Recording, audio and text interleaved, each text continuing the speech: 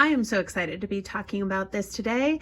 Does the world of luxury mix with the world of academia? So I will be digging into my own past and my previous career as a former academic and delving into my thoughts around whether or not academia and the world of luxury should or could, or really just in practice, do they mix?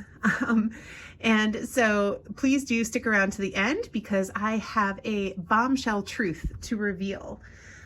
So this is just sort of a little bit of a prop in front of us today. At least when I was an academic, there was no way that I expected this kind of a box to show up under the tree at Christmas time or as something that I could gift to myself for my birthday or a special occasion. And that was just the reality of my role and my field.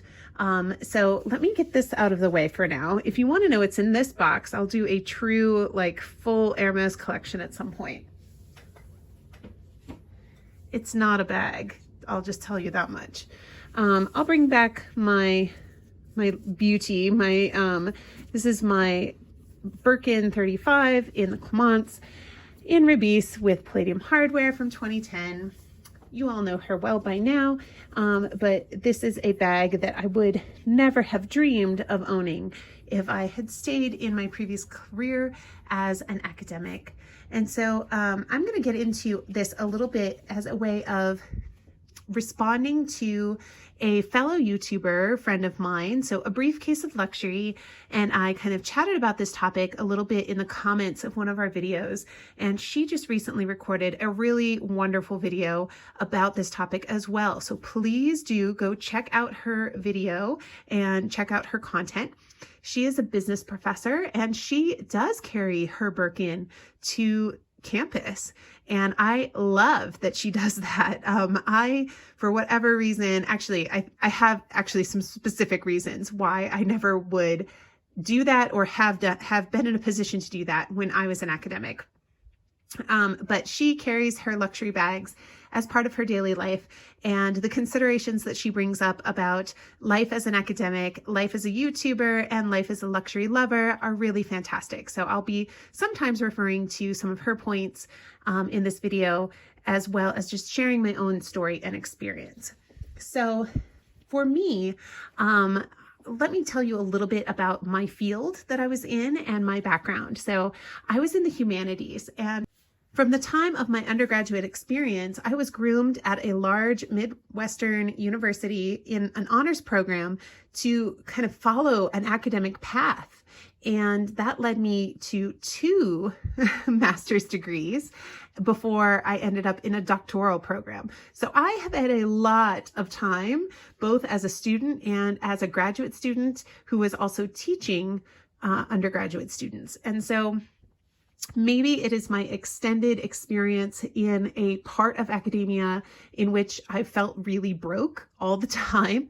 But for me personally, luxury was just not something that I felt comfortable showing to other people in my department. And in my particular situation, I came to learn pretty early on that, I had friends who were on the tenure track, and I saw what the job postings were. I knew what people were making. It was a pretty open secret that, we weren't making 6-figure income roles. And so anyway, so I was in the straight up humanities, and then I, in my second master's degree, pivoted towards the social sciences. And in my doctorate, I was doing research as a social scientist and ultimately was doing work that prepared me really well for a pivot into the tech industry, which is now what I have done. And I have been in the tech industry for 4 years now, I want to say, and was in sort of a hybrid kind of position, still working at a public institution, but also doing my own business of consultation in the private sector. for several years prior to that. So my career has been one of several, twists and turns. But for whatever reason, when I was in my department and teaching, it never occurred to me to have any kind of luxury bag because of three reasons in particular. The first one I already really touched on was that the pay was just too low. In general, I think that academics are by and large underpaid. Now, I was working full-time at a Research One institution in a city in a very expensive part of the country and a very desirable part of the country. So, the fact that we were making less than six figures, it's relative to the fact that the cost of living here is very high. And so I'm not saying that, that pay is bad pay or that you can't, live on that kind of pay. Please, no, don't misunderstand me. But my first role, I signed a contract for $65,000 a year. And at the time that felt like a huge life upgrade from where I was as a graduate student making only, $25,000 a year officially from the institution and my roles there, and making ends meet with second and third jobs as a waitress, a bartender, a consultant, a tutor, you name it. I was trying it. Selling things on eBay. I opened my own Etsy shop where I was rehabbing handbags for a little while.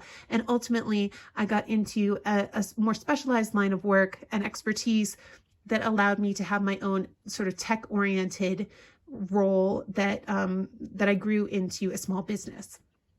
So that was my journey and how I started to be able to afford buying any kind of luxury goods to begin with. I, first fell in love with luxury during my master's degrees, where during my first master's degree, I was living in New York City. And so I really fell in love with fashion at a time when I didn't have very much money at all to be spending on fashion. So it was this great paradox in my life, to be young and in my 20s and, to be loving New York and the whole experience there, but feeling really, really broke at the time.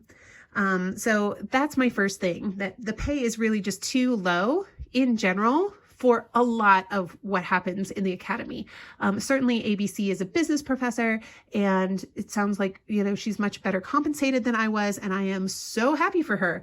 And, I know that in the sciences and, in engineering and things like that, the pay can vary widely. So I'm not trying to generalize too much, but just, I just want to say that for humanities and social sciences, folks in general aren't compensated enough from their day job. Like, there's other opportunities to still make money through the role of being a professor. You can publish, you can be a speaker, an invited speaker, and charge an honorarium.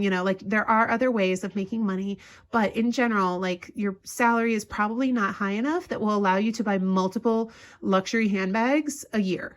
So I'm just gonna frame it that way, I guess. The second reason that I felt that I didn't feel comfortable flaunting anything luxury on an academic campus was the culture. Now, in general, I feel that an academic culture frowns upon any kind of overt displays of excessive wealth. And I think there are several convoluted reasons for that. Everything from the more academic and I guess theoretical ways of analyzing capitalism and capitalism's negative impact on society to, just the idea that, we are all about the mind, and the academy is all about the flourishing and nurturing of ideas, and, sort of an idyllic sort of way of valuing the fact that that's what education, in more of a traditional sense is to, to really allow people to learn in this space and to not be distracted by, displays of wealth, or things of that nature. So, that's partially also why I feel that the culture frowns upon luxury display, and therefore academia and luxury don't mix. the last one kind of builds on the previous point a little bit, but it's really just that, in my opinion, the ethos or the values of the academy are one in which, you know, we're supposed to be instilling in students that they need to be responsible members of society. And by and large, and this is something that ABC touched on too in her video, when you are buying luxury purchases, it's usually, at least on a surface level, seen as very irresponsible spending, right? Like, it's not responsible to own this kind of bag. Maybe it's more responsible to have a slightly less expensive bag. Like, you know, this is my Neverfull GM in a Ben. And for people who aren't in the know about Louis Vuitton, it's a more understated print. So maybe, you know, people might feel that this is a little bit more appropriate. And to be fair, you know, whenever I did see luxury bags on the college campus where I worked, they were more likely than not Neverfulls. So, but as I mentioned, it was an affluent, I live in an affluent city in a very expensive part of the country, and it was an R1 sort of destination university, even though it's a public university. And as such, the people most likely to be carrying Neverfulls were actually our students, right? So, you know, again, it wasn't something that I felt comfortable with. I think I can count on one hand the number of times that I actually carried a luxury bag onto campus, and I felt so conspicuous the whole time. And to be fair, I did get some looks from colleagues. Like, nobody really mentioned it, but it was like a kind of moment. So yeah, you know, it's a delicate thing. It really depends on your situation, depends on your context. Anyway, you know, if you are making luxury purchases, by and large, I feel like a lot of people have a snap judgment where they think it's irresponsible. Whereas I see luxury purchases in a different way. I think a lot of luxury lovers do. But, you know, my channel and ABC's channel as well, and several others, we're all about mindful consumption. And if you are going to be buying these very expensive handbags, do it because you love them, and do it because it's keeping you from buying 20 others that might go in a landfill, right? So if you have one thing that you love and wear into the ground for 20 years, then that is better, and better for the environment, better for your finances, you know, as a one-time expense rather than multiple expenses over time. You know, so there are lots of ways that you can kind of rationalize how, you know, a more sustainable, mindful consumption of more expensive items that are high quality and likely to last you a long time end up being you know, advantageous than more of a fast fashion kind of mindset, even if it is that they are cheaper in the initial upfront. But not all people have that mindset or have that belief system when it comes to spending money and acquiring items that you use every day. So anyway, that's just sort of one view of it, of you know, sort of the values at the university that I think in general form this opinion that academia and luxury goods just do not really mix in general. So I don't know. I would be happy to have you do a response or let me know your thoughts to this down below. I'm super, super curious what you think. ABC, I would love to hear your feedback for me. You know, we're in different fields of academia, but, you know, does it really vary by field? I think that it certainly may, but I only have my own experience and my own point of view to be speaking from, right? So, you know, if one of you listening is an academic in a different field and has something to contribute to this conversation, then I would love to hear your thoughts.